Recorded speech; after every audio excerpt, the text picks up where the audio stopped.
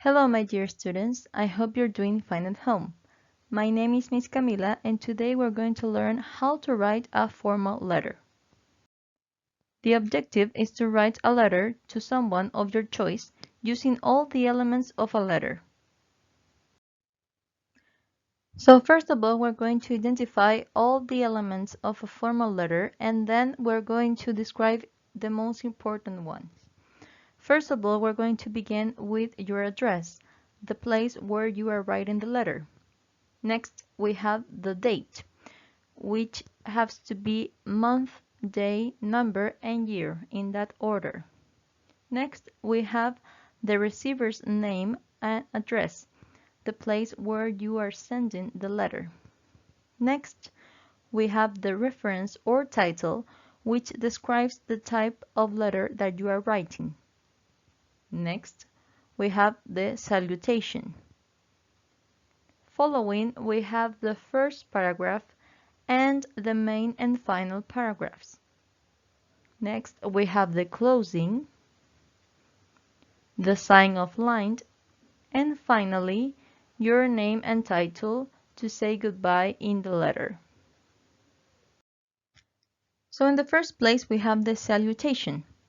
In this case, you have two cases. If you know the names or surname, and you can say, for example, Dear Mr. Smith or Dear John. You can call it by their name or their surname. If you want to differentiate among genders, you can say, for example, Miss when you know it's a single woman. You can also say Mr. when you know that it's a man, but it can be married or single. In the case of a married woman, you have to call her Mrs. And also, if you don't know if the woman is married or not, you can also call her Miss. In the case that you don't know the person, you can call him Dear Sir if it is a man, or Dear Madam if it is a woman. But in the case that you don't know the gender of this person, you can say to whom it might concern.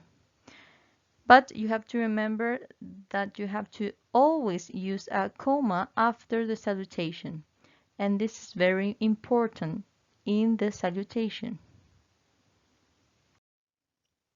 In the first paragraph, you're going to write a short line paragraph like 2 or 4 lines, and you're going to start with the purpose of the letter.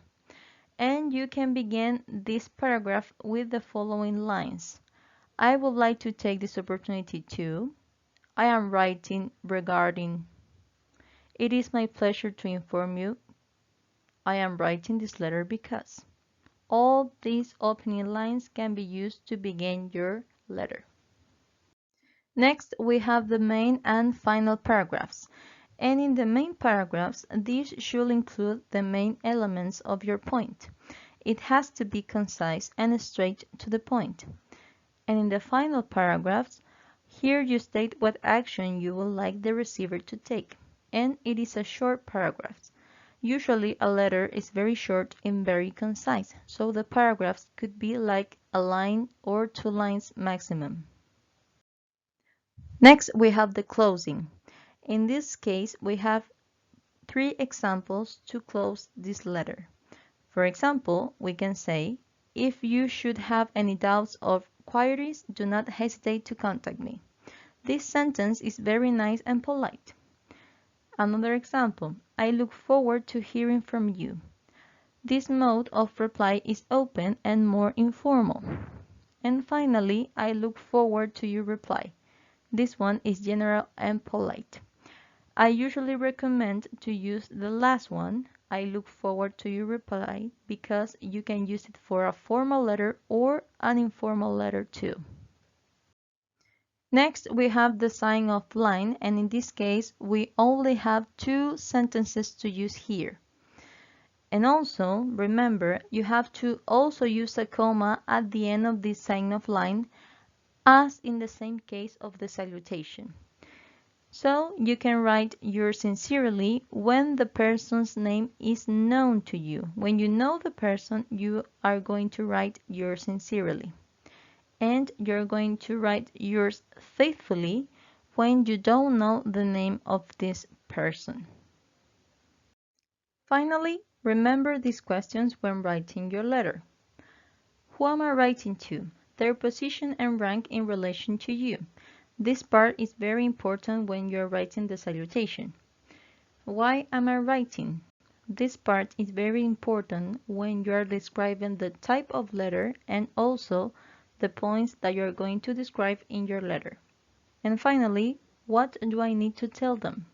This also can help you to find the concise points you're going to describe in your letter. Finally, as we are using formal English, you need to know that in formal English, first of all, we don't use contractions, so we don't join two words to become one.